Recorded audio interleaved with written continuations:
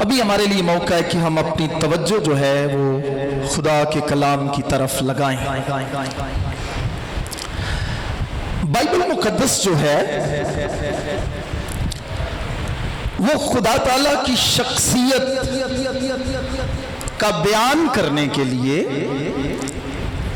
خدا تعالیٰ کی صفات کا تذکرہ کرتی ہے۔ کسی شخصیت کو اگر پرکھنا درکار ہو تو جس چیز سے یا جس پیمانے سے، جس کسوٹی سے کسی شخص کو پرکھا جائے گا وہ اس کی صفات ہوتی ہیں۔ یوں بائبل مقدس میں خدا تعالیٰ کی شخصیت کا عرفان، معرفت، ادراک حاصل کرنے کے لیے انسان کو جس چیز کو جاننے کی ضرورت ہوتی ہے اور کلام خدا تذکرہ کرتا ہے وہ خدا تعالیٰ کی خوبیاں، صفتیں یا خواص ہیں۔ ماہر علم الہیات کے جو علماء ہیں وہ خدا تعالیٰ کی صفات کو دو حصوں میں منقسم کرتے ہیں۔ ایک صفات جو خدا تعالیٰ کی ذات میں پائی جاتی ہیں ان کو غیر مشترک صفات کہا جاتا ہے، اور انگریزی میں اس کے لیے جو ہم ٹرمینالوجی استعمال کرتے ہیں اسے انکمیونیکیبل ایٹریبیوٹس آف گاڈ۔ خدا تعالیٰ کی ذات میں جو ایک طرح کی خوبی پائی جاتی ہے یا خوبیاں پائی جاتی ہیں ان کو ہم غیر مشترک صفات کہتے ہیں، اور دوسری قسم کی خوبیاں جو خدا تعالیٰ کی ذات کے اندر پائی جاتی ہیں ان کو ہم مشترک یا کمیونیکیبل ایٹریبیوٹس کا نام دیتے ہیں۔ اب یہ انکمیونیکیبل ایٹریبیوٹس یا غیر مشترک صفات کون سی ہیں اور کمیونیکیبل یا مشترک صفات کون سی ہیں؟ انکمیونیکیبل ایٹریبیوٹس یا غیر مشترک صفات خدا تعالیٰ کی وہ خوبیاں ہیں، خدا تعالیٰ کے وہ خواص ہیں، اس کی وہ صفتیں ہیں جو صرف اور صرف خدا تعالیٰ کی ذات کا ہی خاصہ ہے اور وہ کسی کے ساتھ ان کو نہیں بانٹتا ہے۔ اب وہ کیا ہے؟ خدا تعالیٰ کی پہلی صفت کہ خدا جو ہے وہ اومنی پریزنٹ ہے، خدا تعالیٰ جو ہے وہ ہمہ جا ہے۔ وہ ایک ہی وقت میں جب مقدسین اس کے نام سے جمع ہوتے ہیں تو وہ وہاں پر بھی موجود ہوتا ہے، اور دنیا کے اگر کسی دوسرے خطے میں بھی مقدسین اس کا نام لے رہے ہوتے ہیں وہ وہاں پر بھی ہوتا ہے۔ اور ہم بائبل مقدس کے ذریعے سے اس بات کا بھی اقرار کرتے ہیں تو جو آسمان پر تخت نشین ہے، وہ بیک وقت جو ہے وہ زمین پر ہے، بیک وقت وہ آسمان پر ہے اور دنیا کے ہر ایک خطے میں موجود ہے۔ یہ پہلی صفت جو خدا تعالیٰ کی ذات میں غیر مشترک صفت کے طور پر پائی جاتی ہے کہ وہ ہمہ جا ہے۔ زبور 139 اس کا بڑا خوبصورتی سے بیان کرتا ہے۔ میں چڑھ جاواں جے اسمانہ دے اتے اوتھے ہے تو وچھاواں بسترا پاتال دے وچ اوتھے، وہ وہاں پر بھی ہے، پاتال میں بھی ہے، آسمان پہ بھی ہے، وہ ہمہ جا ہے۔ یہ غیر مشترک صفت ہے خدا کی، اور دوسری صفت جو خدا تعالیٰ کی ذات کے اندر ہی پائی جاتی ہے وہ ہمہ قادر ہے، اومنیپوٹنٹ اسے ہم کہتے ہیں۔ یعنی خدا کی جو قدرت ہے وہ ایسی قدرت ہے جیسی دنیا کی کسی ہستی یا خواہ وہ کتنا ہی معتبر اور طاقتور کیوں نہ ہو، خدا سے بڑھ کر نہیں ہے، بلکہ وہ ہمہ قادر ہے، بلکہ قادر مطلق ہے۔ غیر مشترک صفات میں تیسری صفت جو خدا تعالیٰ کی ذات میں پائی جاتی ہے وہ اومنیشینٹ ہے، وہ ہمہ داں ہے، وہ ہمہ جا ہے، وہ ہمہ قادر ہے، اور وہ ہمہ داں ہے، وہ سب کچھ جانتا ہے۔ میرا اور آپ کا علم محدود ہو سکتا ہے، خواہ ہم کتنی بھی تعلیم حاصل کر لیں، ہماری فیلڈ ایک فیلڈ ہو سکتی ہے جس تک ہمارا نالج ہو سکتا ہے، لیکن ایک وقت آئے گا اس کے اندر بھی ایک حد آئے گی، اس سے زیادہ ہمارے پاس علم نہیں ہوگا۔ لیکن خدا کی ذات کے اندر ایک صفت پائی جاتی ہے کہ وہ ہمہ داں ہے، وہ سب کچھ جانتا ہے، وہ ہمہ تخلیقی بھی ہے۔ خدا نے یہ صفت بھی کسی کے ساتھ نہیں بانٹی ہے۔ انسان بھی کبھی کبھار کچھ تخلیق کرتے ہیں، لیکن وہ شاید پہلے سے موجود الفاظ کو جوڑ کر شاعری، نثر یا ڈرامہ تخلیق کرتے ہیں۔ ایک کارپینٹر جو ہے وہ موجود لکڑی کو لے کر فرنیچر کو تیار کر دیتا ہے، یا پہلے سے موجود دھنوں کو آصف صاحب جیسی شخصیات لے کر مسیح دھن جو ہے وہ ترتیب دیتے ہیں۔ لیکن خدا تعالیٰ کی ذات کے اندر یہ وصف پایا جاتا ہے کہ وہ ہمہ تخلیقی ہے، وہ نیز سے ہست پیدا کرنے کی قدرت رکھتا ہے۔ جلال، سیلف ایگزسٹنس، بہت ساری ایسی صفات ہیں جو صرف و صرف خدا تعالیٰ کی ذات میں پائی جاتی ہیں، انکمیونیکیبل ایٹریبیوٹس ہیں۔ یہ خدا کی وہ صفتیں ہیں جو خدا نے انسانوں کے ساتھ یا دنیا کی کسی اور ہستی کے ساتھ نہیں بانٹی ہیں۔ اب آ جائیں کمیونیکیبل ایٹریبیوٹس کی طرف۔ مشترک صفات، مشترک صفات وہ خوبیاں ہیں، وہ خدا تعالیٰ کی صفتیں ہیں جو خدا تعالیٰ کی ذات کا تو حصہ ہے، لیکن چونکہ اس نے انسان کو اپنی شبیہ اور صورت پر خلق کیا ہے، اس نے گویا اس کی ایک جھلک یا اس کی ان خوبیوں کی موجودگی جو ہے، اشرف المخلوقات انسان کے اندر بھی اس کی تصویر کو، اس کی جھلک کو، ان خوبیوں کو، ان اوصاف کو رکھا ہوا ہے۔ اور وہ کون سی ہیں؟ خدا تعالیٰ پیار کرتا ہے، ہم بھی پیار کرتے ہیں۔ خدا معاف کرتا ہے، ہم بھی معاف کرتے ہیں۔ خدا غصے ہوتا ہے، ہم بھی غصے ہوتے ہیں۔ خدا رحم کرتا ہے، ہم بھی رحم کرتے ہیں۔ اور ایک اور خوبی جو مشترک صفات میں سب سے اہم ہے اور ہمارے مضمون سے تعلق رکھتی ہے، اور وہ ہے پاکیزگی۔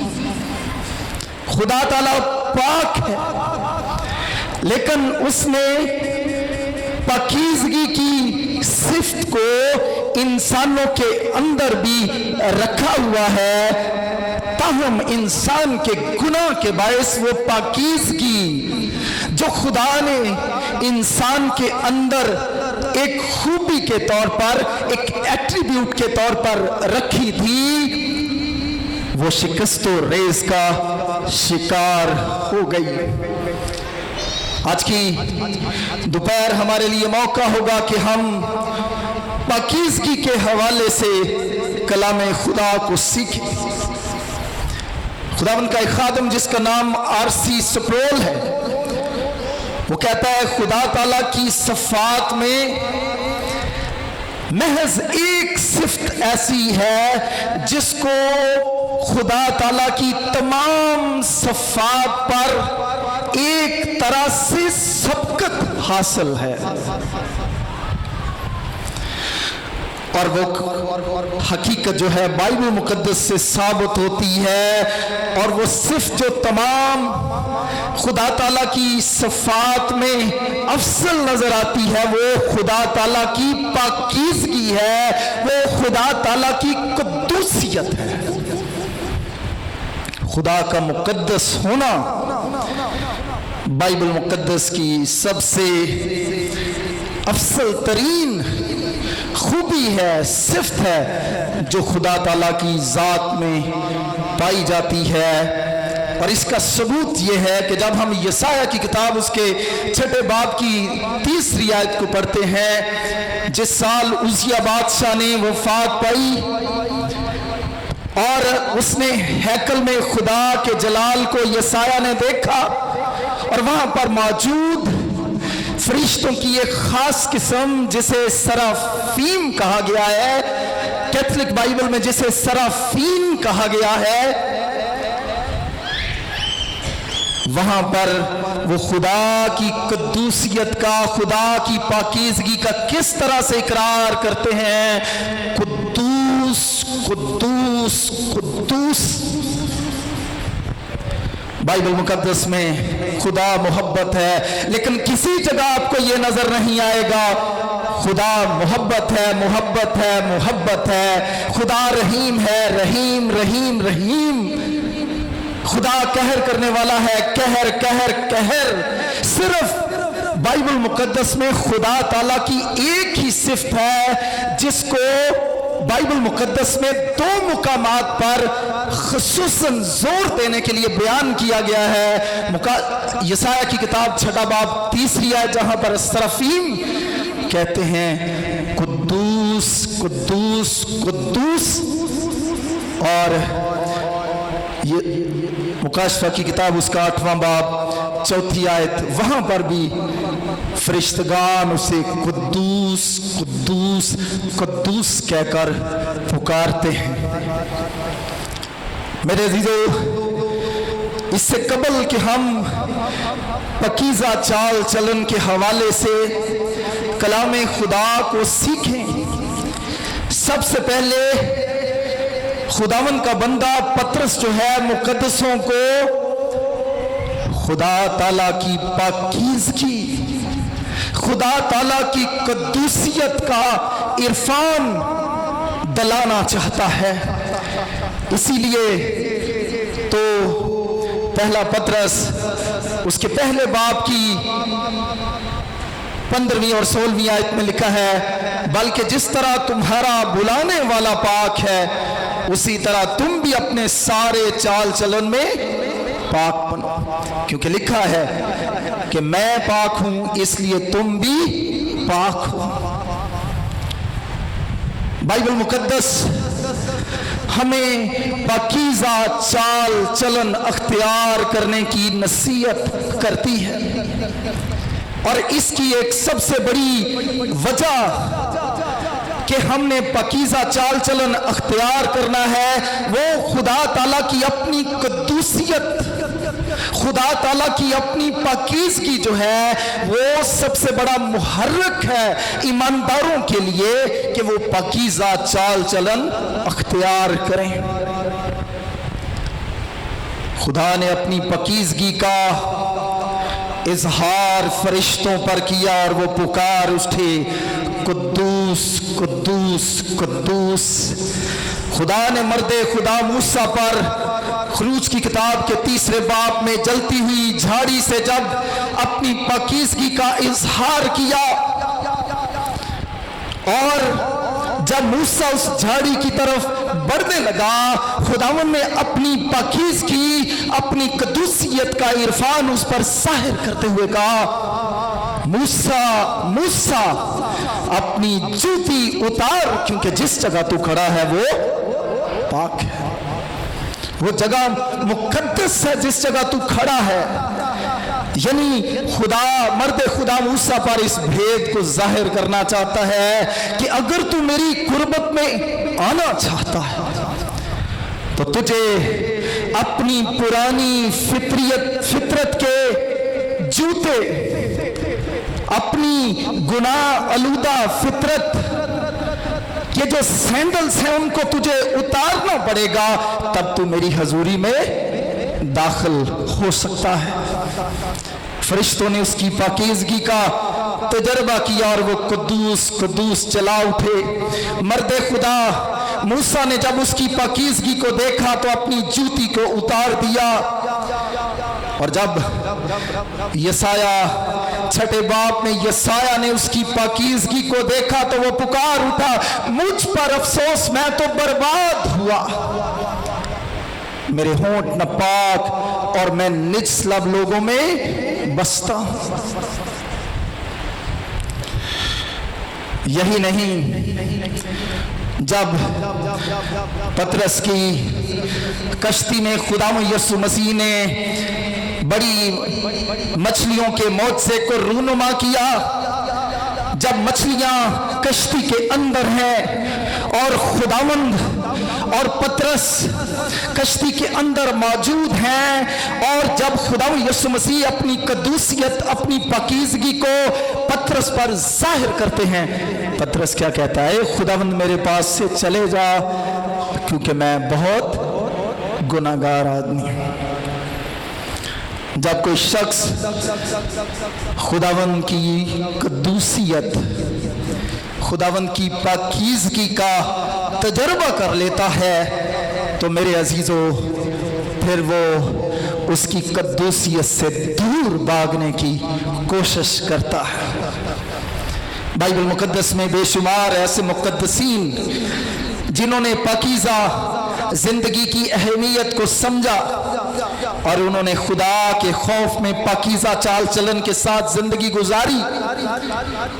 ہنوک 65 برس کا تھا جب وہ خدا کے ساتھ چلنے لگا، اور 300 برس تک وہ خدا کے ساتھ چلتا رہا۔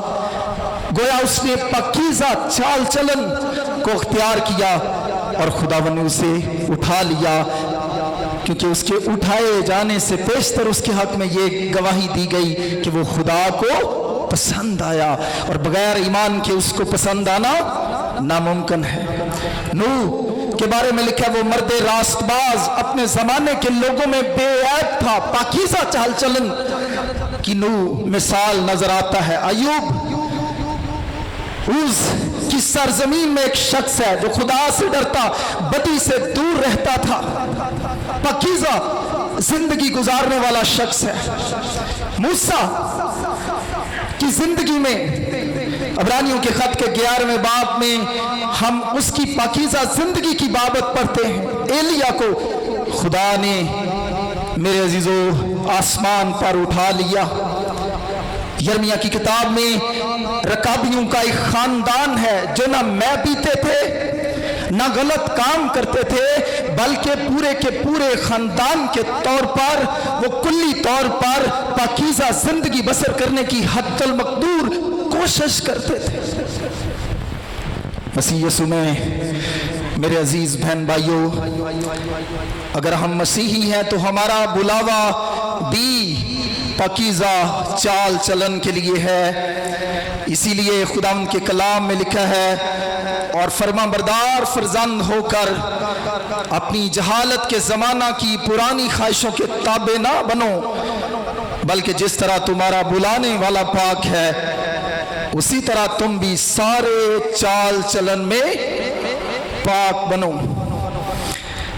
اس سے قبل کہ میں آج اس بات پر روشنی ڈالوں کہ پاکیزہ چال چلن کیسے ممکن ہے، میں کچھ حل، کچھ طریقے یا کچھ روحانی ٹپس جو ہے خدا کا خادم ہوتے ہوئے آپ کو مہیا کروں۔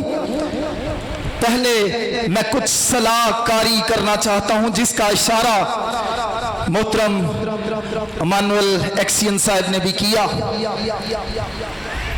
ہمارے پریسبیٹیرین اقرار الایمان کے مطابق ہم پاکیزہ چال چلن اس لیے اختیار نہیں کرتے کہ ہم نجات کو پائیں۔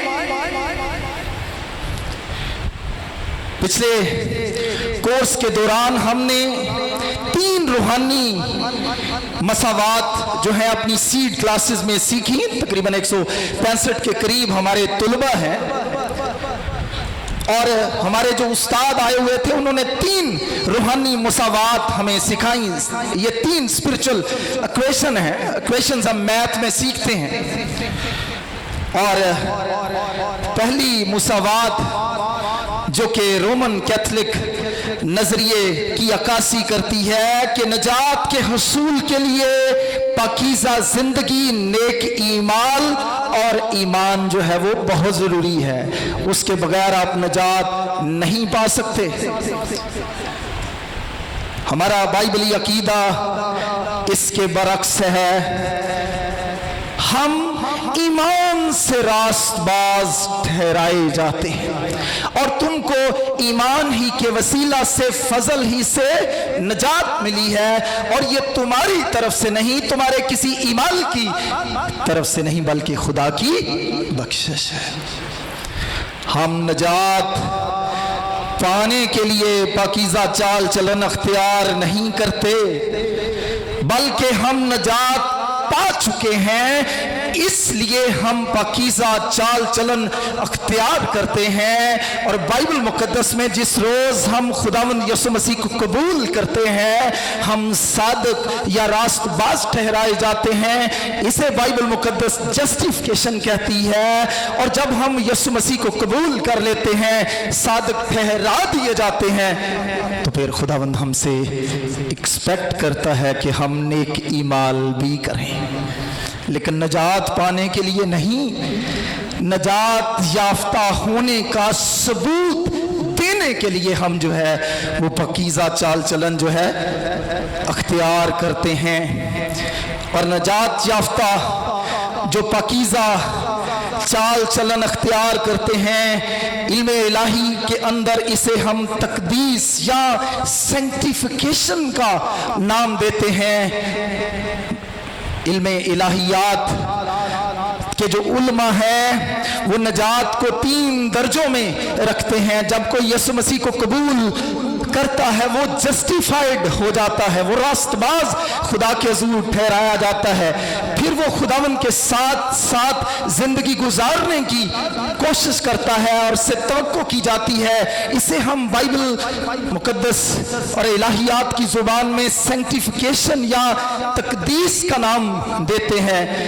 لیکن ایک دن آئے گا جب ہم گلوریفیکیشن جلال میں داخل کیے جاتے ہیں۔ جسٹیفیکیشن تصدیق وہ عمل ہے جب ہم گناہ کی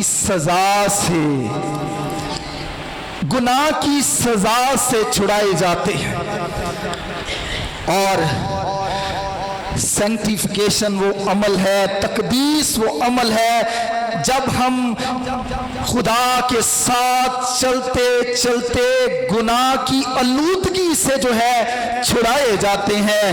اور گلوریفیکیشن تجلی وہ عمل ہوگا جب ہم گناہ کی موجودگی سے چھڑائے جائیں گے۔ اس زمین پر جب تک ہم زندگی گزارتے ہیں، ہم تقدیس کے مرحلے سے گزر رہے ہیں، ہم سینکٹیفیکیشن روز بروز پاک ہونے کے مرحلے سے گزر رہے ہیں۔ خدا یسوع مسیح پر ایمان لانے کی بدولت ہم نجات پا چکے ہیں، راست باز ٹھہرائے جا چکے ہیں، لیکن اب ہم نے پاک بننا ہے کیونکہ ہمارا بلانے والا پاک ہے۔ آئیے ابھی ہم اس بات پر غور کریں کہ ہم پاکیزہ چال چلن کیسے اختیار کر سکتے ہیں۔ میں پورا ہفتہ کافی زیادہ اس مضمون پر غور و خوض کرتا رہا، اور میں داد بھی دیتا ہوں پادری صاحب کو، سیشن کو۔ میرے خیال میں ایک ایماندار کی جو سب سے بڑی آرزو اور تمنا ہونی چاہیے وہ یہی ہونی چاہیے کہ میں نے پاک بننا ہے، میں نے پاکیزہ چال چلن جو ہے وہ اختیار کرنا ہے۔ لیکن ہم پاکیزہ چال چلن کیسے اختیار کر سکتے ہیں؟ جب ہم پہلا تموتھیوس اس کا 6واں باب اور اس کی 12ویں آیت کو پڑھتے ہیں تو یہ پہلا طریقہ میں بتانے لگا ہوں کہ ہم پاکیزہ چال چلن کیسے اختیار کر سکتے ہیں، اور یہ بڑا ہی اہم نقطہ ہے، اور میں چاہتا ہوں کہ توجہ کے ساتھ آپ تھوڑی دیر میرے ساتھ رہیں اور اس کو سنیں۔ جب ہم پہلا تموتھیوس اس کا 6واں باب اور اس کی 12ویں آیت کو پڑھتے ہیں تو نوجوان کو خداوند کا بندہ پالوس نصیحت کرتا ہے، اور تو ایمان کی اچھی کشتی لڑ، پاکیزہ چال چلن کے لیے آپ کو ایک روحانی کشتی لڑنا پڑے گی، اور وہ کشتی جو ہے وہ مختلف طرح کی ہے، اور میں یہ سمجھتا ہوں کہ پہلا پہلوان، پہلا حریف، پہلا مد مقابل جس کے ساتھ ایک ایماندار شخص کو جو ایمان کے وسیلے سے راست باز ٹھہرا دیا جاتا ہے، جس کے ساتھ اسے کشتی لڑنی ہے، وہ ہمارا اپنا نفس ہے۔ امثال کی کتاب اس کے 25ویں باب کی 28ویں آیت میں لکھا ہے، جو اپنے نفس پر ضابط نہیں وہ بے فصیل اور مسمار شدہ شہر کی مانند ہے۔ اگر آپ بہن بھائی اس دنیا میں پاکیزہ چال چلن اختیار کرنا چاہتے ہیں تو آپ کو اپنے نفس کے ساتھ جو ہے کشتی لڑنا پڑے گی، اور مقدسین خواہ پرانے عہد نامے کے زمانے کے سے تعلق رکھتے ہوں یا نئے عہد نامے کے زمانہ سے تعلق رکھتے ہوں، ان سب نے اس کشتی کو لڑا۔ جو اپنے نفس پر ضابط نہیں وہ بے فصیل اور مسمار شدہ شہر کی مانند ہے۔ ملاکی 2:15 میں لکھا ہے، پس تم اپنے نفس سے خبردار رہو۔ ملاکی 2:16 میں لکھا ہے، اس لیے تم اپنے نفس سے خبردار رہو تاکہ بے وفائی نہ کرو۔ اسی طرح سے دوسرے کرنتھیوں کے 7ویں باب کی 5ویں آیت میں شادی شدہ جوڑوں کو نصیحت کرتے ہوئے پالوس کہتا ہے، ایک دوسرے سے جدا نہ رہو مگر تھوڑی مدت کے لیے آپس میں رضامندی سے، تاکہ دعا کے واسطے فرصت ملے اور پھر اکٹھے ہو جاؤ، ایسا نہ ہو کہ غلبہ نفس کے سبب سے شیطان تم کو آزمائے۔ پاکیزہ چال چلن کے لیے جو آج کے مقدسین کو پہلا اصول اپنی زندگی میں اپنانے کی ضرورت ہے، وہ اپنے نفس کا تزکیہ کرنے کی ضرورت ہے۔ تزکیہ نفس، نفس کشی کرنے کی ضرورت ہے۔ اور ہو سکتا ہے آپ کہیں، پادری صاحب آپ کس طرح کی تعلیم دے رہے ہیں؟ خداوند یسوع مسیح نے بھی کچھ ایسی ہی بات کرتے ہوئے کہا، اگر کوئی میرے پیچھے آنا چاہے تو وہ اپنی خودی سے کیا کرے؟ انکار کرے۔ یہ خودی کیا چیز ہے؟ یہ میرا اور آپ کا نفس ہے۔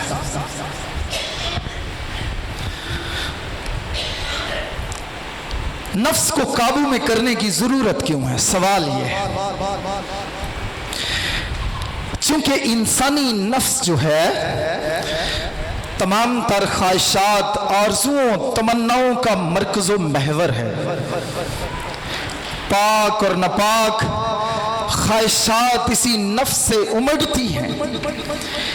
انسانی نفس کے اندر خواہشات کا تلاطم کبھی موقوف نہیں ہوتا۔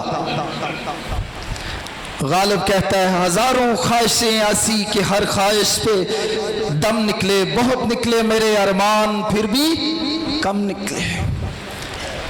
وہ پہلی چیز جس پر مقدسین کو پہرا دینے کی ضرورت ہے، وہ اپنے نفس کے ساتھ کشتی کرنے اور اس پر پہرا دینے کی ضرورت ہے کہ کہیں یہ بدی کی طرف گامزن نہ ہو۔ خداوند کا ایک خادم کہتا ہے کہ 4 چیزیں ہیں جو انسان کو برباد کرتی ہیں۔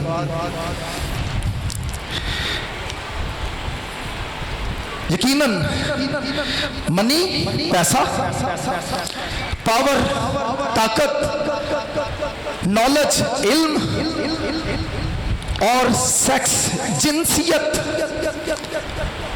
اور سلیمان کے پاس یہ ساری چیزیں تھیں اور وہ اپنے نفس پر ضابط نہ رہا اور وہ بے فصیل شہر کی مانند بن گیا، مسمار شدہ شہر کی مانند بن گیا۔ یاد رکھیں، ہمیں اپنے نفس کو قابو میں کرنے کی ضرورت ہے، کیونکہ اسی سے تمام طرح کی خواہشات جو ہیں وہ جنم لیتی ہیں، اور بہت دفعہ ایسی خواہشات جن کی خدا کا کلام ہمیں اجازت نہیں دیتا، ہم ان خواہشات کی بھی تکمیل کے لیے چل پڑتے ہیں۔ کسی شخص نے کہا، جب خواہشات کا گھوڑا بے لگام ہو جائے تو اپنے ہی سوار کو گرا کر پیروں میں روند ڈالتا ہے۔ جو لوگ اپنے نفس سے اٹھنے والی خواہشات پر پہرے نہیں بٹھاتے، اس کو خدا کے کلام کے تابع نہیں کرتے، وہ پاکیزہ چال چلن کبھی اختیار نہیں کر سکتے۔ اس لیے آج کی دوپہر میں جو پہلا چیلنج یا سب سے اہم چیلنج جو آپ کے سامنے رکھنا چاہتا ہوں وہ یہ ہے کہ اپنے نفس کو قابو میں کرنا سیکھیں، اپنے نفس سے انکار کرنا سیکھیں، کیونکہ اسی کی بدولت میرے عزیزو ہم پاکیزہ چال چلن میں بڑھ سکتے ہیں۔ کچھ لوگوں نے خداوند یسوع مسیح کی جو خود انکاری پر مبنی تعلیم ہے 2 اور 3 صدی میں غلط طور پر لیا، اور غیر نامی 2 اور 3 صدی میں ایک مسیحی مبلغ اور ماہر علم الہیات ہوا۔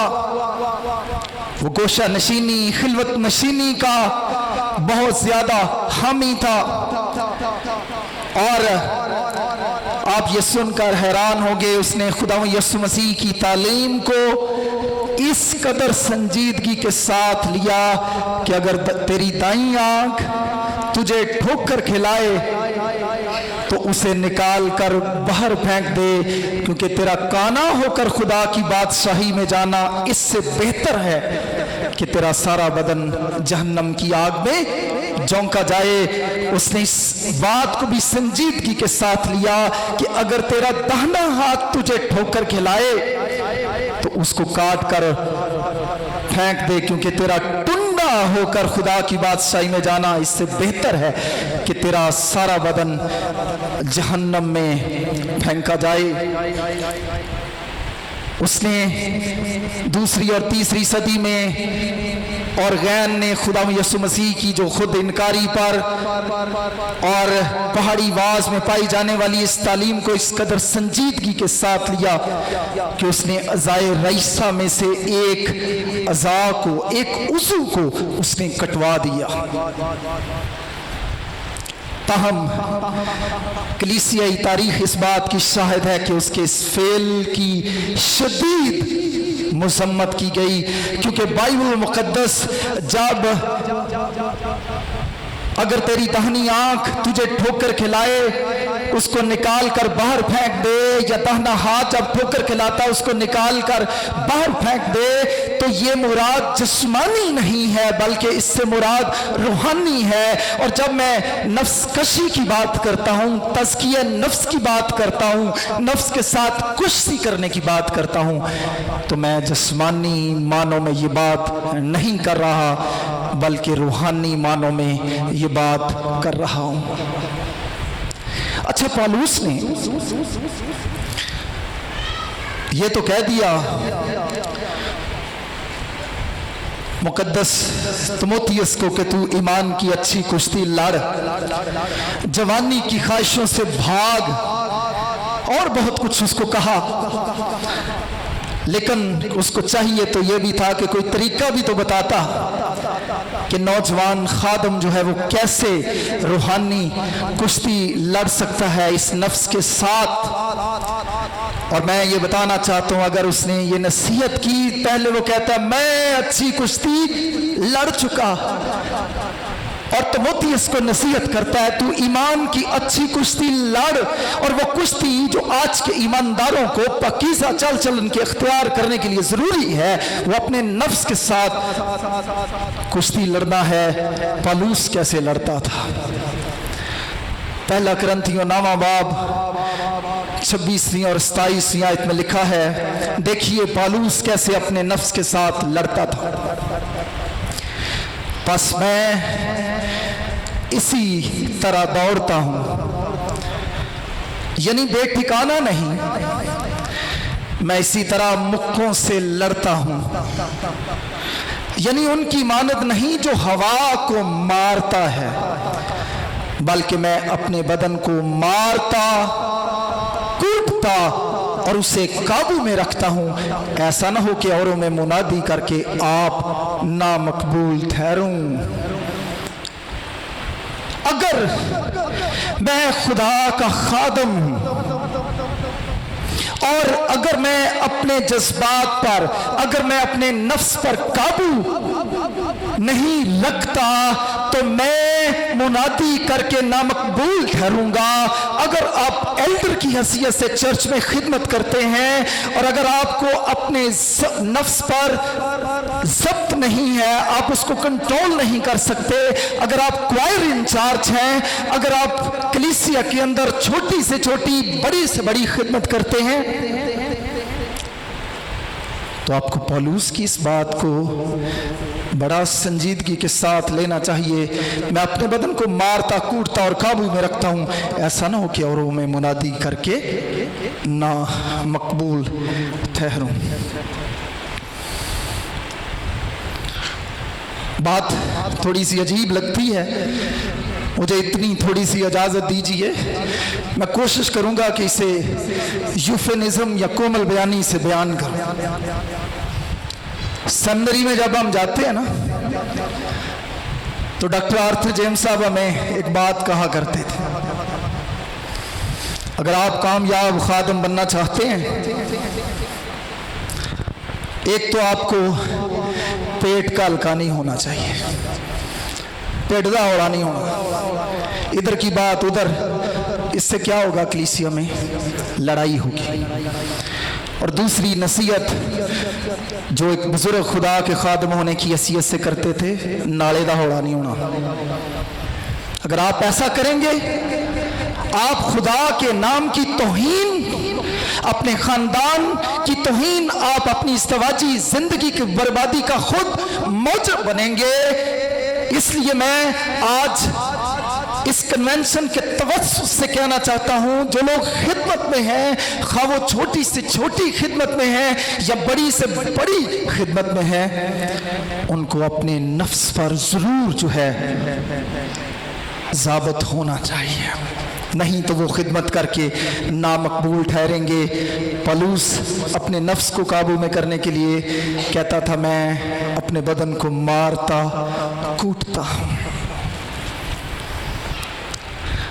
और फिर जब हम गलतियों के खत उसके 5वें बाब को पढ़ते हैं, तो वहाँ पर रूहुल कुद्स की और हमारे नफ्स की एक जंग का जिक्र किया गया है। 16वीं आयत 5वां बाब, मगर मैं ये कहता हूं कि रूह के मुआफिक चलो तो जिस्म की ख्वाहिश को हरगिज पूरा ना करोगे, کیونکہ جسم روح کے خلاف خواہش کرتا ہے، نفس روح کے خلاف خواہش کرتا ہے، روح جسم کے خلاف، اور یہ ایک دوسرے کے مخالف ہیں تاکہ تم جو چاہتے ہو وہ نہ کرو۔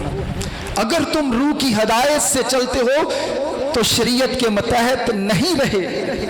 اور پھر وہ آگے چلتا جاتا ہے کیسے ہم اپنے نفس پر کنٹرول کریں، کیسے اپنی خواہشات پر کنٹرول کریں، اور وہ ذکر کرتا ہے اور جو مسیح یسوع کے ہیں انہوں نے جسم کو، نفس کو اس کی رغبتوں اور خواہشوں سمیت صلیب پر کھینچ دیا ہے۔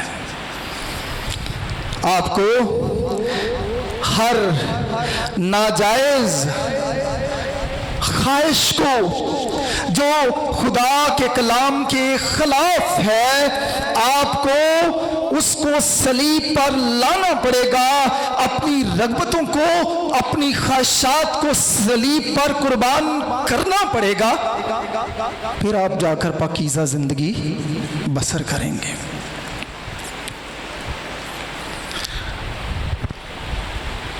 ایک اور مثال دیکھیں، پالوس اپنے نفس کو کیسے، اپنے بدن کو مارتا کوٹتا ہے۔ دوسرا پطرس 2 باب 7ویں آیت میں لوط کے طریقے کا ذکر ہے، وہ اپنے نفس کا کیسے علاج کرتا تھا، پاکیزہ چال چلن کے لیے وہ کیا طریقہ اختیار کرتا تھا، اور راست باز لوط کو جو بے دینوں کے ناپاک چال چلن سے دیکھ تھا رہائی بخشی، اور راست باز لوط کو جو بے دینوں کے ناپاک چال چلن سے دیکھ تھا رہائی بخشی۔ اس کا طریقہ دیکھیے پاکیزہ چال چلن کے لیے، چنانچہ وہ راست باز ان میں رہ کر اور ان کے بے شرع کاموں کو دیکھ دیکھ کر اور سن سن کر گویا ہر روز اپنے دل کو شکنجہ میں کستا تھا۔ دیہات کے سارے لوگ جو ہیں شکنجے سے باخوبی آگاہ ہیں، جو کارپینٹر لگاتا ہے۔ میرے عزیزو، اگر آپ پاکیزہ چال چلن اختیار کرنا چاہتے ہیں تو آپ کو مقدس پالوس کے طریقے کو اپنانا پڑے گا، جو اپنے بدن کو مارتا کھوٹتا ہے۔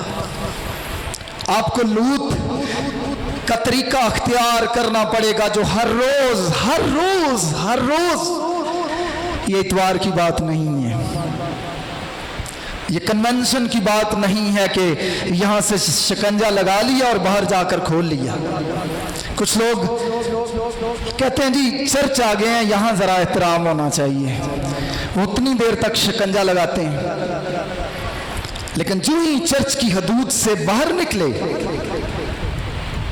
اور وہ سب کچھ بھول جاتے ہیں، وہ اپنے نفس پر ضابط نہیں رہتے۔ لوط زمانے کے بے شرع کاموں کو دیکھ دیکھ کر، سن سن کر گویا ہر روز اپنے دل کو شکنجہ میں کستا تھا۔ یوسف کا طریقہ، جب گناہ کرنے کا موقع دستیاب ہوا تو وہاں سے بھاگ گیا۔ مرد خدا موسیٰ کا طریقہ، عبرانیوں 11واں باب 24ویں اور 25ویں آیت میں لکھا، ایمان ہی سے اس نے بڑے ہو کر فرعون کی بیٹی کا بیٹا کہلانے سے انکار کیا، اور آگے کیا لکھا، اس نے گناہ کا چند روزہ لطف اٹھانے کی نسبت خدا کی امت کے ساتھ بدسلوکی برداشت کرنا زیادہ پسند کیا۔ گناہ کا چند روزہ لطف اٹھانے کی نسبت اس سے انکار کیا۔ ایوب تزکیہ نفس کیسے کرتا تھا؟ ایوب 31 باب کی پہلی آیت میں لکھا، میں نے اپنی آنکھوں سے عہد کیا ہے، پھر میں کسی کنواری کی طرف کیوں کر نظر کروں؟ میرے اور آپ کے منجی خداوند یسوع مسیح نے پاکیزہ چال چلن کیسے اختیار کیا؟ پہلا پطرس 2 باب 21ویں آیت سے لے کر 23ویں آیت تک لکھا ہے، اور تم اسی کے لیے بلائے گئے ہو کیونکہ مسیح بھی تمہارے واسطے دکھ اٹھا کر تمہیں ایک نمونہ دے گیا تاکہ تم اس کے نقش قدم پر چلو۔ ہم پاکیزہ چال چلن اختیار کر سکتے ہیں اگر ہم یسوع مسیح کے نقش قدم پر چلیں، اور وہ کیا ہے؟ 22ویں آیت میں، نہ اس نے گناہ کیا، نہ اس کے منہ سے کوئی مکر کی بات نکلی۔ 23ویں آیت میں لکھا ہے، نہ وہ گالیاں کھا کر گالی دیتا تھا، نہ وہ گالیاں کھا کر، ہمارے دیہاتوں میں ایک دو گالیاں تو عام بات ہے نا، چھوٹی موٹی گالیاں دینا، یا جن کو ہم چھوٹی موٹی سمجھتے ہیں، ایک روٹین ہے۔ 1998 میں میں نے خدا یسوع مسیح کو قبول کیا، اس وقت تک یہ ایک بری علت میری زندگی میں بھی پائی جاتی تھی، لیکن میں نے خداوند سے خاص طور پر اس بات کے لیے درخواست کی کہ خداوند مجھے توفیق بخش کہ میں اپنی زبان سے گالی نہ کسی کو دوں۔ لیکن یہاں پر خدا یسوع مسیح کی بابت لکھا ہے، وہ نہ وہ گالیاں کھا کر گالی دیتا، نہ دکھ پا کر کسی کو دھمکاتا تھا۔ اگر کوئی ہمیں مارے تو ہم اپنی طاقت اس کے بدلے میں دکھا کر اس کو بتانا چاہتے ہیں کہ ہم کتنے زوراور ہیں۔ پاکیزہ چال چلن اس بات کا تقاضا کرتا ہے، جس طرح یسوع مسیح نے نہ گناہ کیا، نہ اس کے منہ میں مکر کی بات تھی، نہ گالیاں کھا کر گالی دیتا، نہ دکھ پا کر کسی کو دھمکاتا تھا، بلکہ کیا کرتا تھا؟ اپنے آپ کو سچے انصاف کرنے والے کے سپرد کرتا تھا۔ اس لیے میرے عزیزو، ہم ایماندار اس دنیا میں پاکیزہ چال چلن کے لیے بلائے گئے ہیں۔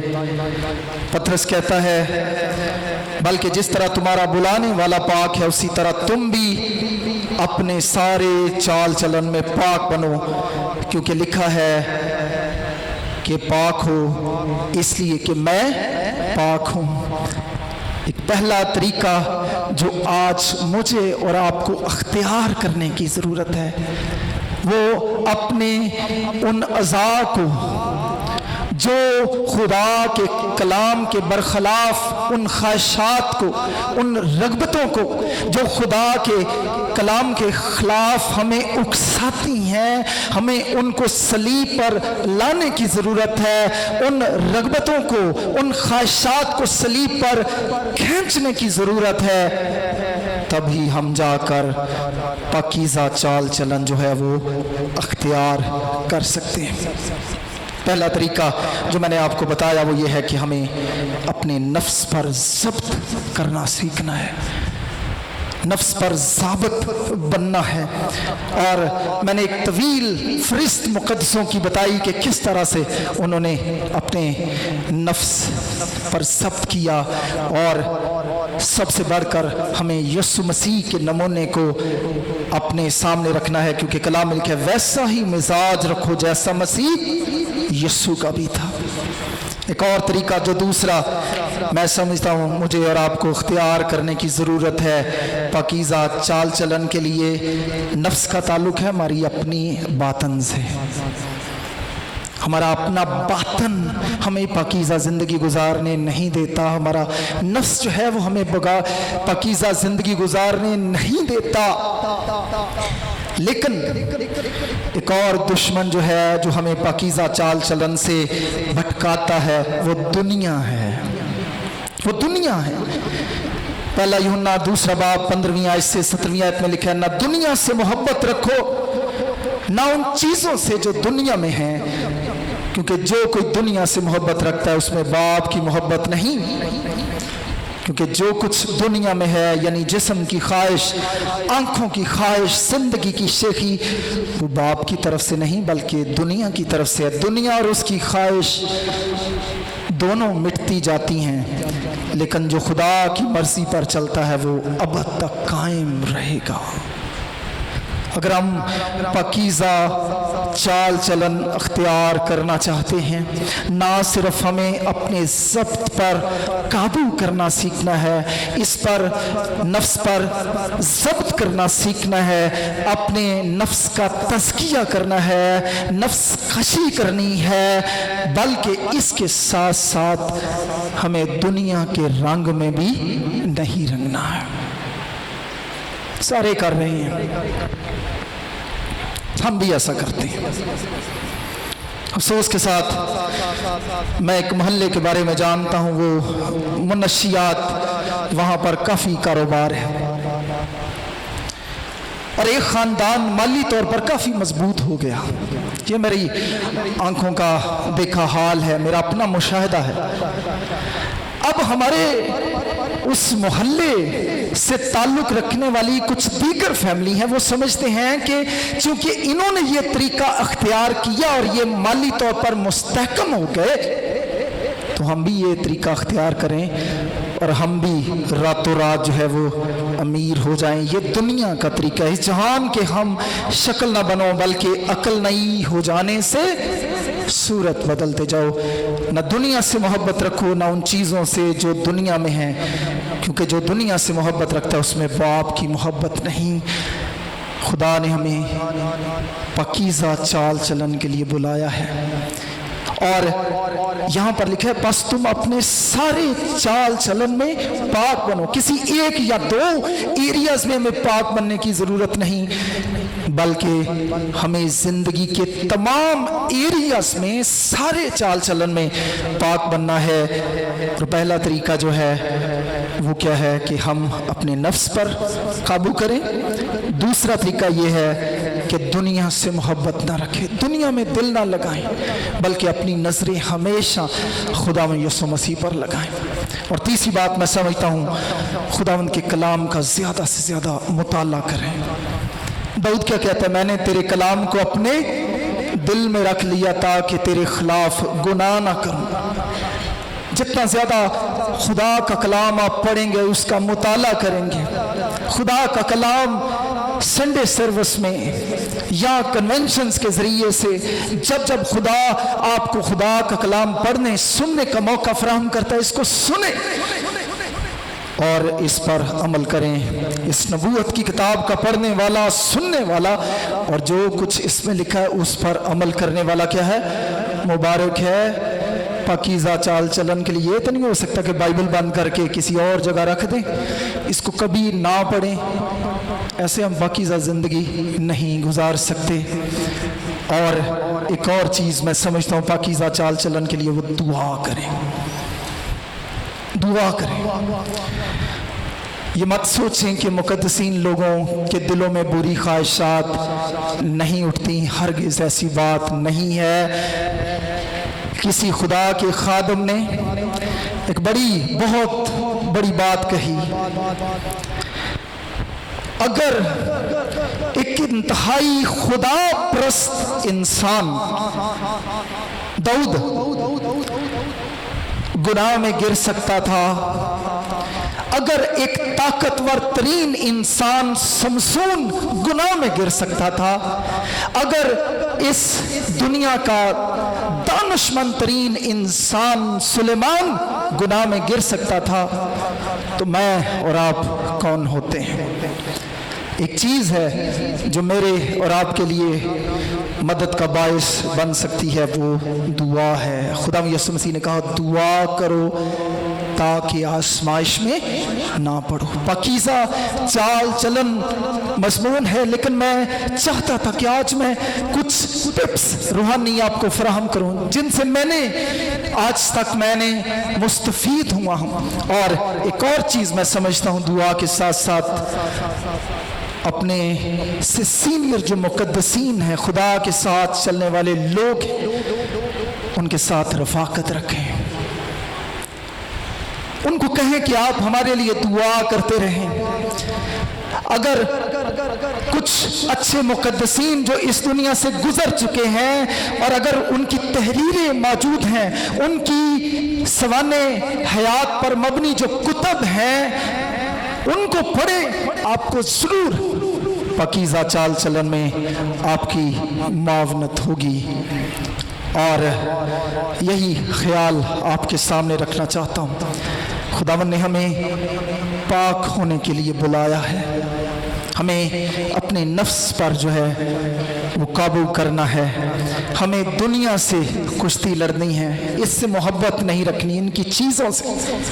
हमें ज़्यादा से ज़्यादा कलाम खुदा का मुताला करना है, उसको दिल में रखना है, दुआ करनी है, अपने से बालिग ईमानदारों की रफ़ाकत में रहना है, खा जिस्मानी तौर पर या आप दूसरे ईमानदारों की कुतब पढ़कर उनसे मुस्तफ़ीद हों। दुआ करें और खुदा के फ़ज़ल को अपनी ज़िंदगियों के लिए मांगते रहें। और यकीनन अगर आप इन चीज़ों को मद्देनज़र रखेंगे तो यकीनन आप पाकीज़ा चाल चलन में जो है वो तरक्की करेंगे। खुदावंद